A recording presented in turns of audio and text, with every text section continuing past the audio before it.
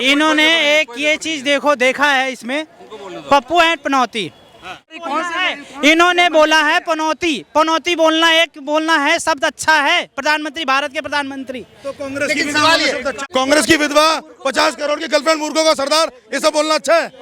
गलत बात किसने करी है फिर? ये गलत बात किसने करी है? यहाँ पे आपने लिखा हुआ इलेक्शन 2024 पप्पू वर्सेस पनौती, तो इसका मतलब क्या है कि एक तरफ जो है प्राइम मिनिस्टर मोदी की तस्वीर है, दूसरी तरफ राहुल गांधी की तस्वीर है। तो इसका दोस्तों नमस्कार, मैं हूँ आपका दोस्त जाहिद, आप देख रहे हैं डेली। इस वक्त हम मौजूद हैं दिल्ली के लाल किला के सामने और यहाँ पे मेरे साथ देख सकते हैं एक भाई हैं, सज्जन हैं, इनके हाथ में एक बैनर है, एक पोस्टर है जिसपे लिखा हुआ है कि पप्पू वर्सेस पनौती।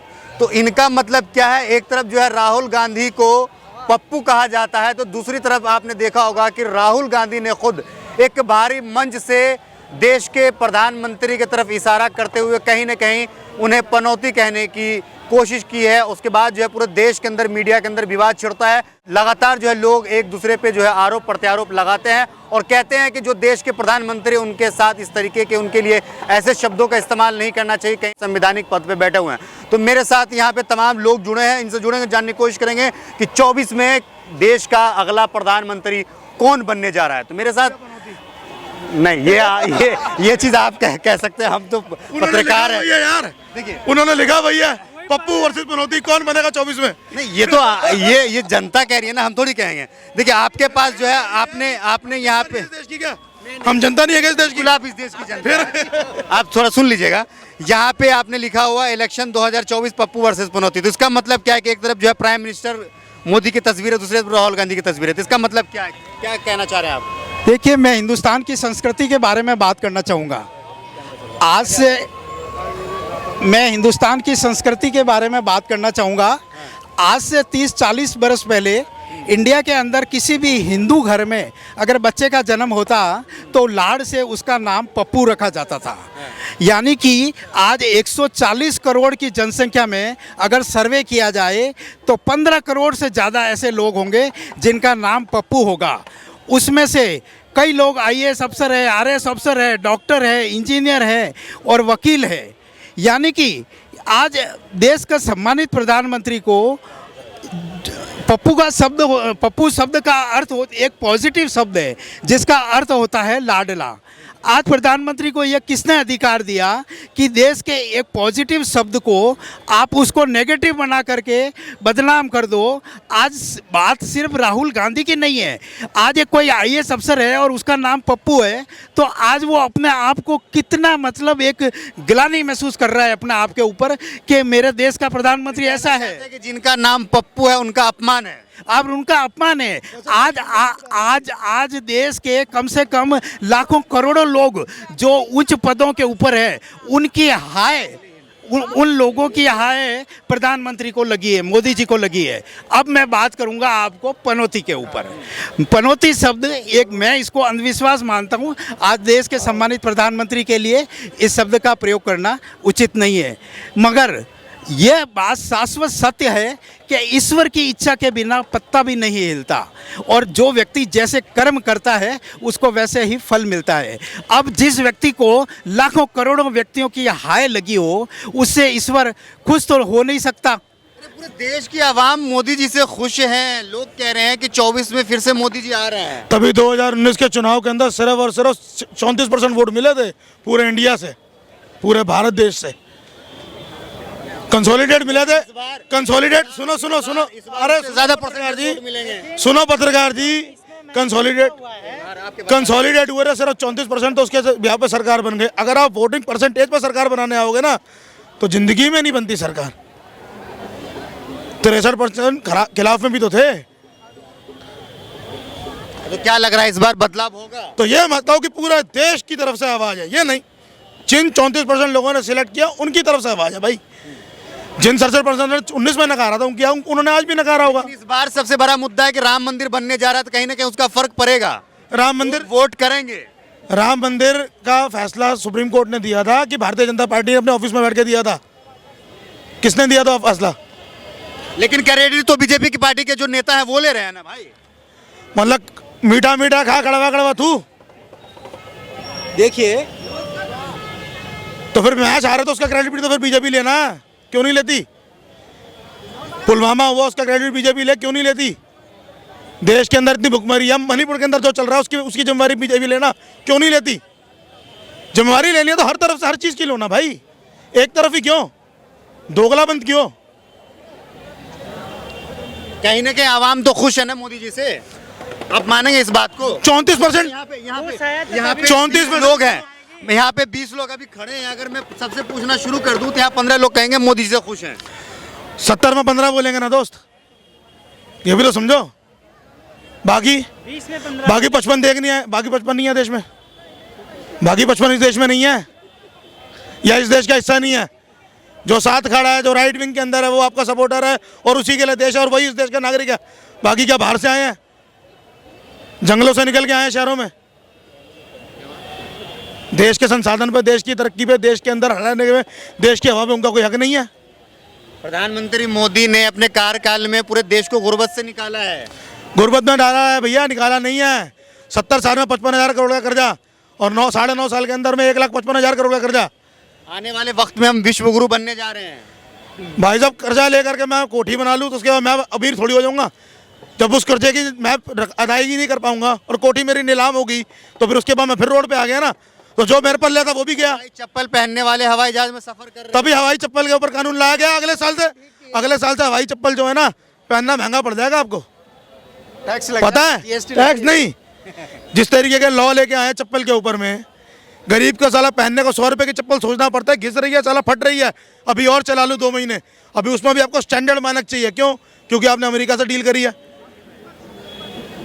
दलाली जिसकी कर रहे हो, गुणगान उसका गाओ, दूसरे के ऊपर क्या ठोक रहे हो भैया? कमीशन तुम्हारी जेब में आएगी। आज देश सुरक्षित हाथों में है। पहले देश के ऊपर कितना हमला होता था, अब हो रहा है। 5 दिन पहले जम्मू कश्मीर में हमने देखा कितने सुरक्षित थे हम। 5 ही दिन हुए भैया, 5 जवान जो है देश के अंदर घर में घुस के तुम्हारे मारा है। कहाँ सुरक्षित हो? 19 में पुलवामा हुआ था, तुम्हारे घर में घुस के मार के गए थे 44 जवानों को। कहाँ सुरक्षित हो? अभी 2 महीने पहले आप G20, अभी महीना पर पहले जब G20 का समिट था, आप अपना G20 का सारा दिखा रहे हो। उस दिन कर्नल रैंक के 3 IPS ऑफिसर 2 उसी कश्मीर के अंदर मारे गए हैं। क्या फ़ायदा आपको 370 हटाने का? क्या फ़ायदा नोटबंदी करने का हुआ? और उनकी तो उस दिन भी खबर नहीं। अग्निवीर में जो जवान शहीद हुआ उसको शहीद का दर्जा नहीं। क्या है ये? तरक्की है? लेकिन कह तो रहे हैं कि पूरी दुनिया में ये कहा जा रहा है कि मोदी के जैसा देश को प्रधानमंत्री नहीं मिलेगा भारत को। अब चाहिए ही नहीं ना दोबारा। नहीं चाहिए। ताजमहल में मजदूरों के, ताजमहल जब बना था मजदूरों के हाथ कटवा दिए थे ना, कि ताकि दोबारा ताजमहल दोबारा ना बने। देश में पनौती चाहिए। हमें अब दोबारा देश के अंदर ऐसा पीएम नहीं चाहिए। कहीं किसी और देश में जाकर के उन्होंने नागरिकता ले ली और वहाँ के पीएम बन गए तो फिर हमारा कंपटीशन नहीं हो जाएगा यार? रुकिएगा जरा, इनसे जवाब ले लेते हैं। ये कह रहे हैं कि देश को ऐसे प्रधानमंत्री की जरूरत नहीं है। ऐसे इनसे ये पूछिए, मास्क हटा लीजिएगा तो बेहतर रहेगा। इनसे पूछिए ऐसे कि और है कौन प्रधानमंत्री बनने वाला? कोई एक चेहरा राहुल गांधी है और एक सेकंड, ये अपना पेपर दिखाना एक बार।